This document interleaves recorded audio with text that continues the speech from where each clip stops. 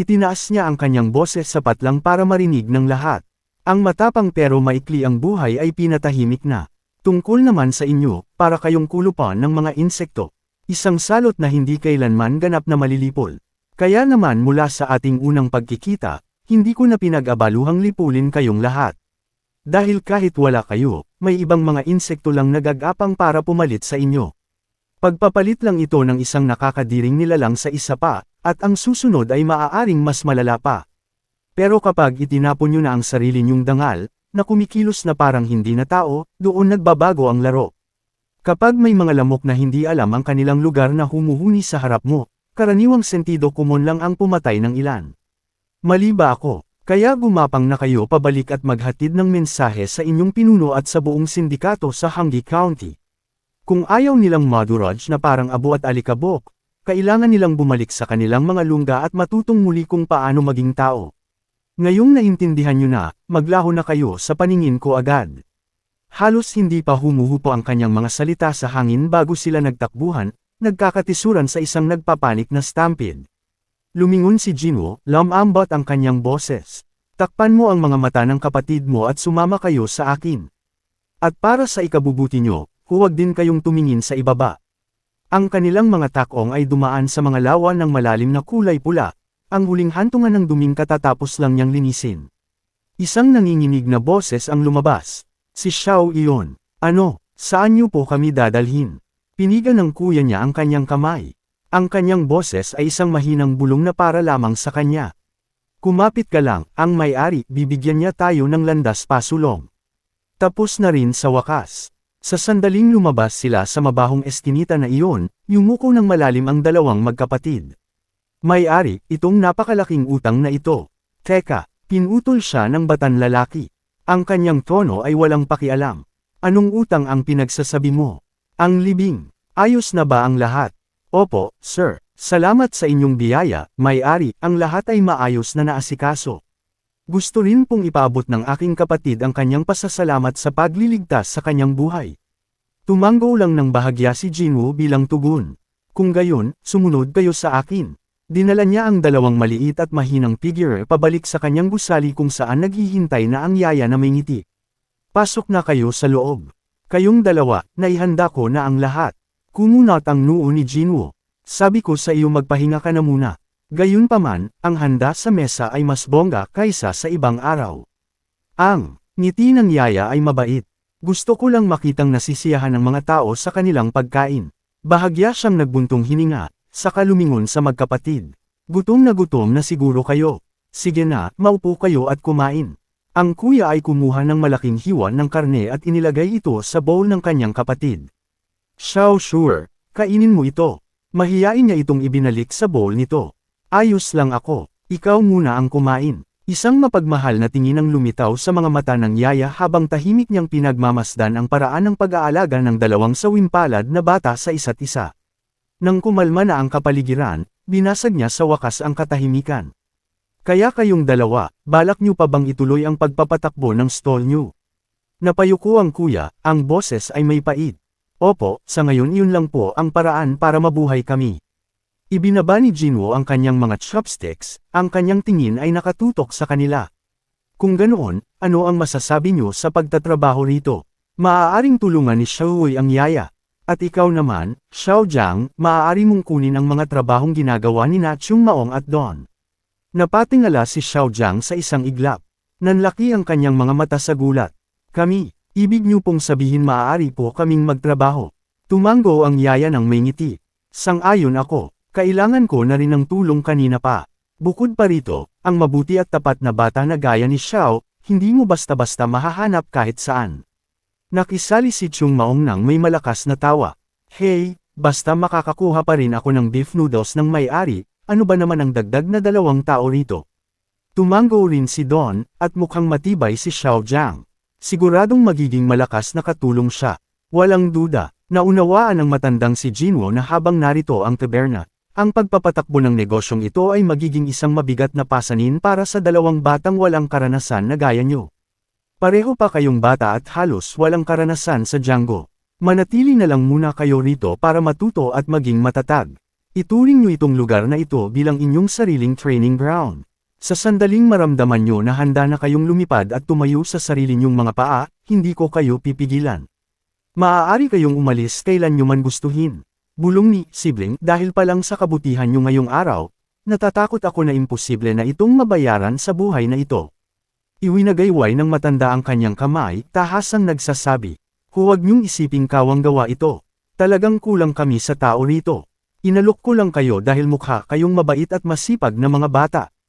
Pag-isipan niyo ng mabuti ang mga pros at cons. Hindi niyo kailangang magbigay ng sagot agad.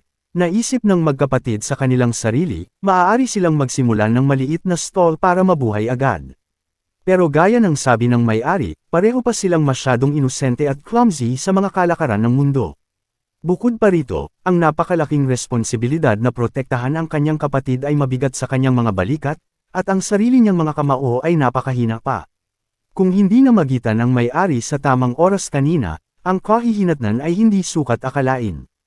Hindi ba't ang pagtatrabaho rito sa ilalim ng mapagmatsyag na mata ng may-ari ay isang gininto ang pagkakataon upang hasain ang kanyang martial arts at makuha ang lakas na kailangan para maprotektahan ang kanyang kapatid? Sa ikinamangha ng lahat, biglang tumayo si Tuyet Jiang mula sa kanyang upuan sa hapagkainan. Nakapagpasya na po ako. Ibubuhos ko ang aking puso at kaluluwa sa aking trabaho. Nakikiusap po ako, tanggapin niyo ako. Please, may-ari, tanggapin niyo ang abang batang ito. Tinaas lang ni Jinwo ang isang kilay bilang tugon.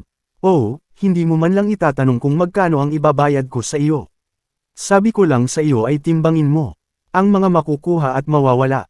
Sumagot ang magkapatid. Sapat na po ang aking pag-iisip. Naniniwala po ako na ang matututunan ko rito ay mas mahalaga pa sa ginto o pilak. Kung magkano ang kikitain ko ay hindi na po talaga ang pinakaimportanteng bagay. Nagpakawala ng ngisi ang matanda, ginigipit siya. So, ang sinasabi mo ay hindi ko na kailangang bayaran ka. Tama ba? Resolutong sumagot si Tuyang, kung iyon po ang kalooban ng may-ari. Malugod po itong tatanggapin ng batang ito. Sa pagkakataong iyon, humagalpak ng tawa ang matanda. Banibiro lang kita, tungkol sa sweldo mo, hayaan nating ang Metrona ang magpasya. At higit sa lahat, sapat na ang usapan. Ngayon, kumain na kayo. Nag-abala ang Metrona na ihanda ang napakalaking piging na ito. Lalamag lang yan. Sabay-sabay na sumagot ang lahat, opo, master. At nagsimula silang kumain ng sama-sama. Samantala, sa Kwakdao Brothel, isang lalaki ang nagsalita sa malot na boses habang ngumunguya ng pagkain. So, lumabas na ang balita, ha? Ang lokong si Chung Maung mula sa Hongkat sect ay sa wakas ay nag-impake na. At ang lalaking iyon ay si Kim Theodong, ang pinuno ng Thin Kim clan. Ang Black Demon Sect Master na si Yet Kuei ay nanuya. Ang sabi-sabi sa kalye ay nilimos niya ang lahat ng kayamanang naipon niya sa paglipas ng mga taon at pagkatapos ay naglaho na lang ng walang bakas. Binuweltahan siya ng pinuno ng Thin Kim clan. Well, talagang mangyayari iyon. Ano namang mapapala mo sa isang loan sharkang parasite sa katagalan? Tara na, huwag nating ubusin ang hininga natin sa isang tal-unang gaya niya. Tama na ang mga palabok. Dumiretso na tayo sa pinakapunto ng usapan. Nagsalita si Master Ho ng Sleepless Pavilion, ang kanyang matalas na tingin ay ginalugad ang silid. Tiwala ako na ang lahat ng narito ay alam ang dahilan ng lihim na pagtitipong ito. Sigurado akong kayong dalawa ay nakapag-reconnaissance na sa tinik na iyon sa ating lalamunan. Marahil iyon ang dahilan kung bakit ang martial world ay naging mapanlinlang na kalmado lately. Gayunpaman, ang ating pasensya ay may hangganan, at sa wakas ay umabot na tayo sa dulo. Hindi ba? Nag-aalangang nagsalita ang Blood Demon. So, ano ang maaari nating gawin? Maaaring itinakwil na siya, pero ang dugo ng Thick Clan ay dumadaloy pa rin sa kanyang mga ugat. Hindi pa kabilang ang kanyang hindi malinaw na relasyon sa panglan ng Hai, habang kumakain ng isang piraso ng karne. Nanuya ang pinuno ng Golden Iron Gang.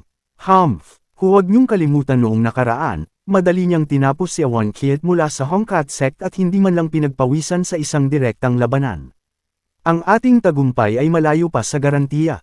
At kahit ibuhos pa natin ang lahat at makakuha ng tagumpay, kakayanin ba natin ang pinagsamang puot ng Fitch Clan at ng Pang Clan? Nagpakawala si Master Ho ng isang mapang-uyam na tawa, ang kanyang mga mata ay puno ng paghamak. Hindi ko akalaing ang isang taong nagpapatakbo ng mga sag-alan ay may isip na kasing tigas ng troso. Hinampas ng pinuno ng Golden Iron Gang ang kanyang kamao sa mesa, umuungol. Kung ganoon, may mas magandang ideya ba ang matandang fox na ito? Kalmadong humigop ng tsaa si Master Hall, sumasagot ng banayad. Bakit tayo pa ang kailangang magparumi ng ating mga kamay? Sa madaling salita, ito ang klasikong estratehiya ng pagpatay gamit ang hiram na talam. Kailangan lang natin ng perpektong pawn na sasalo ng sisi. Tungkol naman sa anumang komplikasyon sa kanyang buhay, hahayaan nating ang Silver ang mag-asikaso ng usapan. Naningkit ang mga mata ng Blood Demon. Ibig mong sabihin ay ipasa natin ang sakunang ito sa 100 Demon Escort Agency. Ang parehong grupo na kinamumuhian na tayo. Ang galing ng mga assassin mula sa Life and Death Sect ay hindi mapagkakaila. Pero hindi ba't ang presyo nila ay napakamahal? Sa huli, hindi tayo maaaring magpadala lang ng ilang baguhan para gawin ang trabaho. Iwinagayway ni Master Ho ang kanyang kamay ng pabaliwala. Sa edad niya, kahit isa pa siyang martial arts prodigy, ang kanyang internal energy ay malamang na nasa pinnacle stage pa lang sa pinakamataas. Sa makatuwid, ang pagpapadala ng Black Murder Sect ay sapat na. Sa madaling salita, iwinagayway niya ang kanyang kamay. Tumango ang lalaki bilang pagsang-ayon. Dahil tayong lahat ay sumasang-ayon, inaanyayahan ko kayo, mga ginoo, na pirmahan ang blood oath na ito. Kailangang may magtiyak na tayong lahat ay nasa iisang bangka. Kapag pumasok na tayo, wala nang balikang muli. Ang mga matatalas at determinadong hagod ng brush ay bumagsak ng isa-isa, tinatataka ng konspirasyon. Samantala, pabalik sa tirahan ni Jinwoo, hinarap niya ang itim na pusa at tumawa. Hey, anong tinatitigan mo ng ganyan? May napakalalim bang kahulugan sa pag-upo lang? Bigla niyang napagtanto ang isang kamangha-manghang pagkakatulad sa sining ng kaligrapya at sa pagpapatupad ng martial arts. Ang bigat ng puwersa, malakas man o mahina, ay gumagawa ng iba't ibang hagod. Pero kahit nasa parehong puwersa, ang estado ng isip ng isang tao habang bumababa ang brush ay nagbibigay sa karakter ng isang ganap na, ang itim na pusa, na tila naiintindihan ang kanyang iniisip, ay marahang lumapit sa papel. Hindi niya mapigil ang magulat, huwag mong sabihing naiintindihan mo talaga ang lahat ng ito. Biglang humakbang ang itim na pusa pasulong, marahang idiniin ang isang may tintang bakas ng paa sa ibabang sulok ng pahina.